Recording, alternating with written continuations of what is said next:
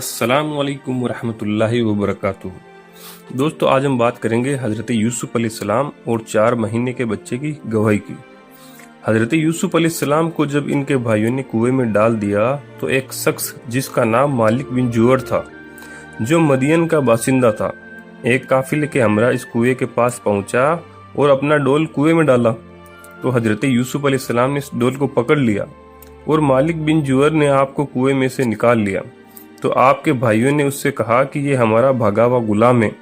اگر تم اس کو خرید لو تو ہم بہت ہی سستا تمہیں بیچ دیں گے۔ چنانچہ ان کے بھائیوں نے صرف 20 درہم میں حضرت یوسف علیہ السلام کو بیچ ڈالا، مگر یہ شرط لگا دی کہ تم اس کو یہاں سے اتنی دور لے جاؤ کہ اس کی خبر بھی ہمارے سننے میں نہ آئے۔ مالک بن جوہر نے ان کو خرید کر مصر کے بازار کا رخ کیا اور بازار میں ان کو فروخت کرنے کا اعلان کیا۔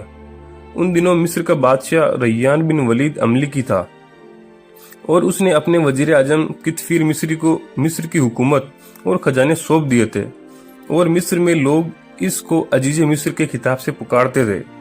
جب عزیز مصر کو معلوم ہوا کہ بازار مصر میں ایک بہت ہی خوبصورت غلام فروخت کے لیے لایا گیا ہے اور لوگ اس کی خریداری کے لیے بڑی بڑی رقمیں لے کر بازار میں جمع ہو گئے ہیں، تو عزیز مصر نے حضرت یوسف علیہ السلام کے وزن برابر سونا اور اتنی ہی چاندی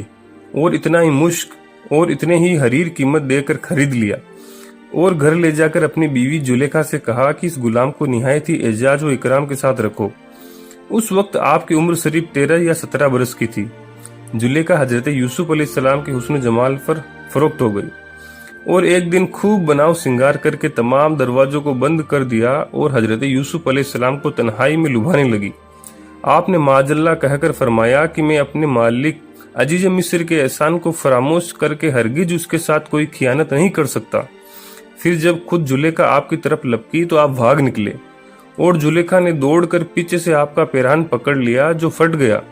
اور آپ کے پیچھے زلیخا دوڑتی ہوئی صدر دروازے پر پہنچ گئی۔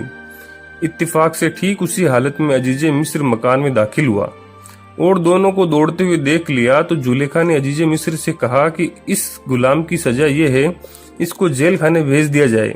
یا اور کوئی دوسری سخت سزا دی جائے، کیونکہ اس نے تمہاری گھر والی کے ساتھ برائی کا ارادہ فرمایا تھا۔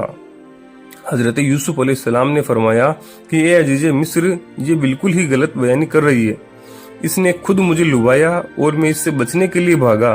تو اس نے میرا پیچھا کیا۔ عزیز مصر دونوں کا بیان سن کر حیران رہ گیا اور بولا کہ اے یوسف، میں کس طرح باور کر لوں کہ تم سچے ہو؟ تو آپ نے فرمایا کہ گھر میں 4 مہینے کا ایک بچہ پالنے میں لیٹا ہوا ہے جو زلیخا کے ماموں کا لڑکا ہے،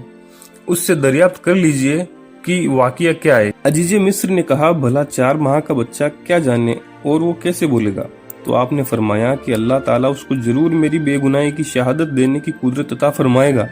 کیونکہ میں بے قصور ہوں۔ چنانچہ عزیز مصر نے جب اس بچے سے پوچھا تو اس بچے نے بآواز بلند فصیح زبان میں یہ کہا، پارہ نمبر 12 سورہ یوسف آیت نمبر 26-27 ترجمہ: گواہی دی، اگر ان کا کرتا آگے سے چیرا ہے تو عورت سچی ہے، اور انہوں نے غلط کہا، اور اگر ان کا کرتا پیچھے سے چاک ہوا تو عورت جھوٹی ہے اور یہ سچے۔